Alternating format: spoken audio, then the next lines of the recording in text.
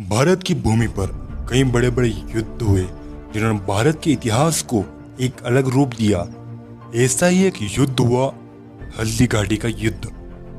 यह युद्ध बेहद ही चर्चित युद्धों में रहा और एक प्रश्न हमेशा बना रहा कि आखिरकार हल्दी घाटी का युद्ध किसने जीता।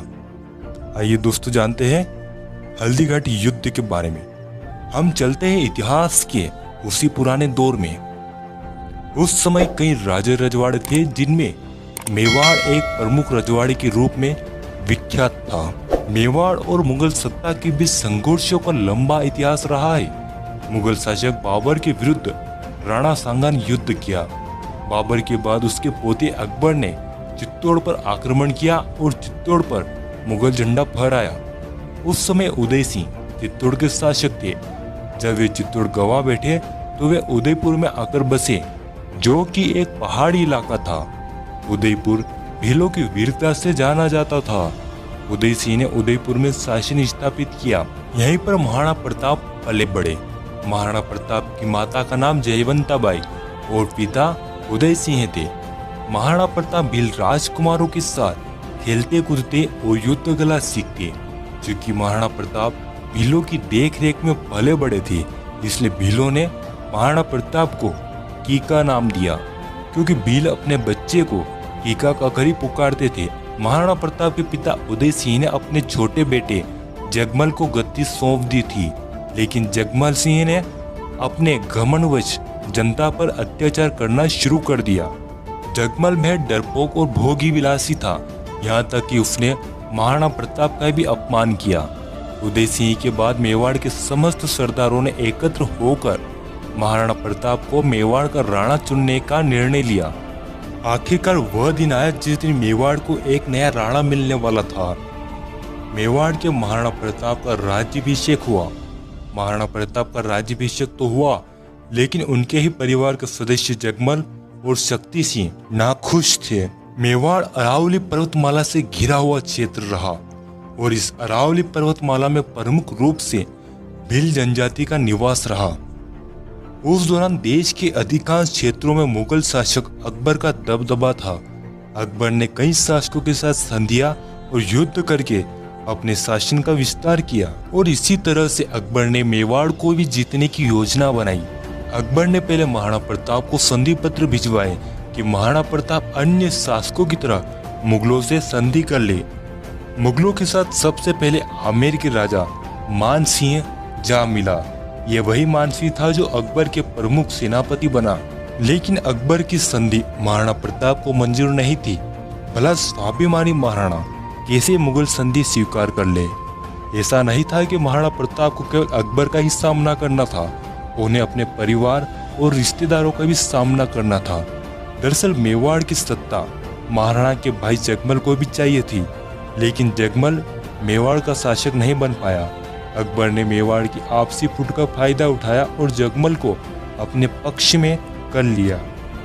जगमल सिंह मेवाड़ की राजनीति से नाराज होकर बादशाह अकबर के पास चला गया। अकबर ने जगमल को जहाजपुर का इलाके की जागीर प्रदान करी, साथ ही साथ सिरोही राज्य का आधा राज्य प्रदान किया।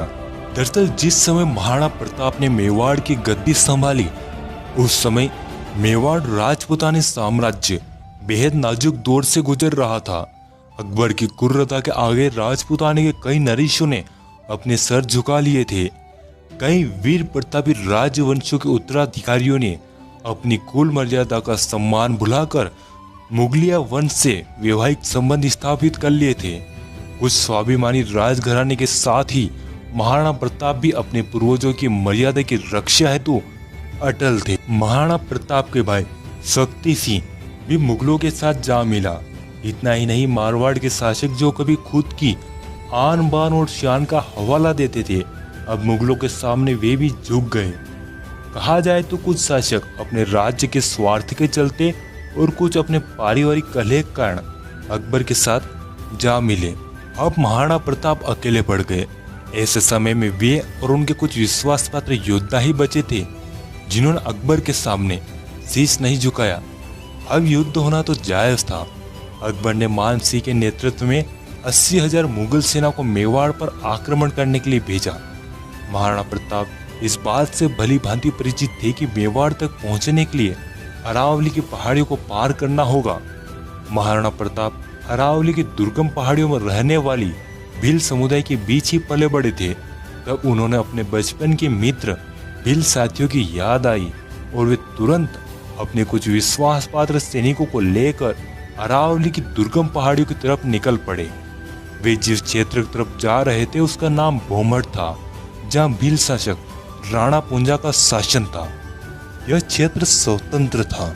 इस क्षेत्र के राणा दयालदास, राणा हरपाल भील और उनके पूर्वजों ने हमेशा ही मेवाड़ शासकों की मदद करी थी और महाराणा प्रताप को पूरी उम्मीद थी कि भील उनका साथ जरूर देंगे। जब महाराणा प्रताप राणा पुंजा के भोमट क्षेत्र पहुंचे तो वे हैरान रह गए, क्योंकि अकबर का संरक्षक बेरम खां पहले ही राणा पुंजा से सहयोग प्राप्त करने के लिए आ पहुंचा। बेरम खां ने भील समुदाय को कई हीरे जवाहरात और कीमती वस्तुएं देने का लालच दिया। बेरम खान ने कहा कि यदि भील मुगल शासक अकबर का साथ दे तो मुगल सभी भीलों को बेशकीमती धन दौलत देंगे। तभी मेवाड़ के शासक महाराणा प्रताप ने स्थिति को भांपा और बप्पा रावल की तलवार राणा पुंजा के समक्ष रखते हुए मेवाड़ का साथ देने को कहा। दरअसल बप्पा रावल और भीलों ने मिलकर कभी अरबों को भारत देश से खदेड़, इसलिए राणा पुंजा भील ने मुगलों की कीमती वस्तुओं और धन दौलत को छोड़कर महाराणा प्रताप का साथ देने का वचन दिया और कहा कि मरते दम तक हर एक भील मेवाड़ का साथ देगा। और इस तरह महाराणा प्रताप ने अरावली पर्वतमाला में बसी भीलों को अपनी तरफ कर लिया। वहीं कभी मेवाड़ के शासकों ने मुगलों के विरुद्ध अफगानों की सहायता करी थी, इसलिए अफगान पठान हकीम खान सूरी मेवाड़ सेना में सम्मिलित हुए। इस तरह महाराणा प्रताप ने अपनी सेना में राणा पुंजा, भीम सिंह डोड़िया, रामदास राठौड़, रामशाह तोमर, हकीम खान सूरी, भामाशाह, ताराचंद और बीदा झाला आदि प्रमुख सहयोगियों को शामिल किया। उधर अकबर ने मान सिंह के नेतृत्व में मेवाड़ पर आक्रमण करने के लिए सेना भेजी। अकबर की सेना का नेतृत्व करता मान सिंह अपने 80,000 सिपाहियों को हल्दी घाटी के नजदीक पहुंच गया। 18 जून 1576 को वह ऐतिहासिक दिन था जब एक भयानक युद्ध होने वाला था, जो आने वाले समय में एक गहरी छाप छोड़ने वाला था।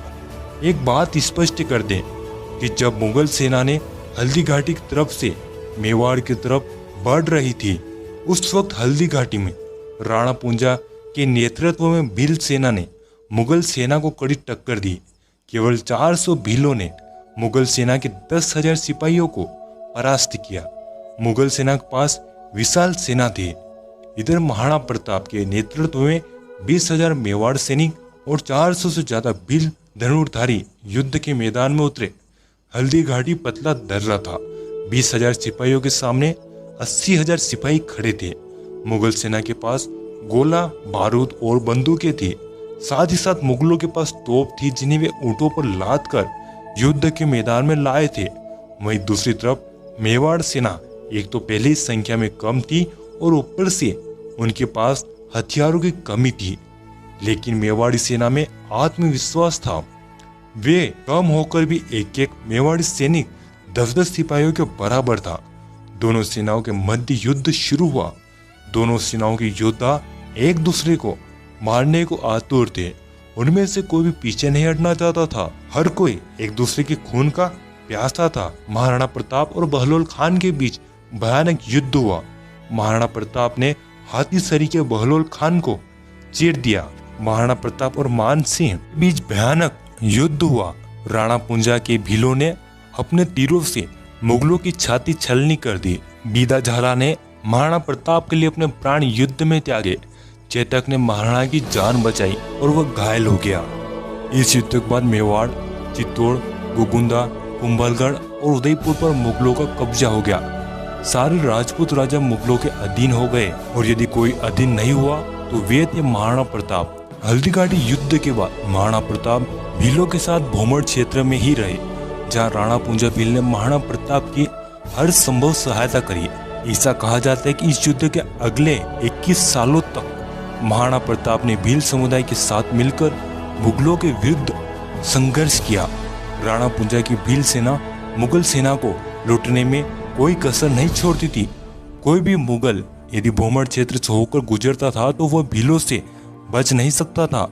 महाराणा प्रताप ने कभी मुगलों के सामने घुटने नहीं टेके।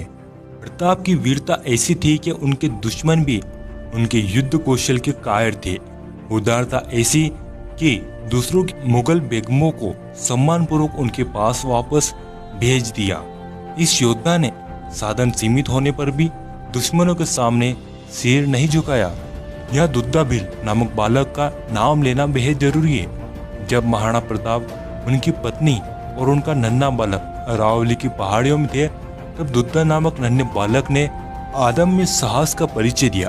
उसने अपनी थाली में माँ द्वारा परोसी गई रोटियां हाथों में पकड़कर महाराणा प्रताप की तरफ दौड़ पड़ा। वह चाहता था कि वह खुद महाराणा प्रताप और उनके परिवार को भोजन कराए, लेकिन बदकिस्मती मानो कि जंगल में भारी आक्रमणकारियों ने उस नन्हे बालक का एक हाथ काट दिया। लेकिन फिर भी वह वीर बालक दुद्दा भील खून में लथपथ रोटियां लेकर महाराणा प्रताप की तरफ दौड़ा चला जा रहा था। आखिर वह अरावली की ऊंची पहाड़ियों पर चढ़ ही गया और उसने महाराणा प्रताप के हाथों में रोटियां देकर कहा, भोजन करिए। महाराणा प्रताप ने दुद्दा को गले लगा लिया। महाराणा प्रताप की आंखों में आंसू थे। उस बालक ने महाराणा प्रताप की गोद में ही प्राण त्याग दिए। सोचिए वह दृश्य कैसा रहा होगा। महाराणा प्रताप ने भील समुदाय की सहायता से अपने खोए हुए किले पुनः प्राप्त किए। उन्होंने दोबारा मुगलों पर आक्रमण कर मेवाड़ को स्वतंत्र कराया। भील राणा पुंजा के सहयोग के चलते महाराणा प्रताप ने मेवाड़ चिन्ह में उन्हें प्रमुख स्थान दिया। अकबर ने महाराणा प्रताप के बारे में कहा था, इस संसार में सभी नाशवान है। राज्य और धन किसी भी समय नष्ट हो सकता है, परंतु महान व्यक्तियों की ख्याति कभी नष्ट नहीं हो सकती। पुत्रों ने धन और भूमि को छोड़ दिया, परंतु उसने कभी अपना सिर नहीं झुकाया। हिंद के राजाओं में वही एकमात्र ऐसा राजा है अपने गौरव को बनाए रखा है।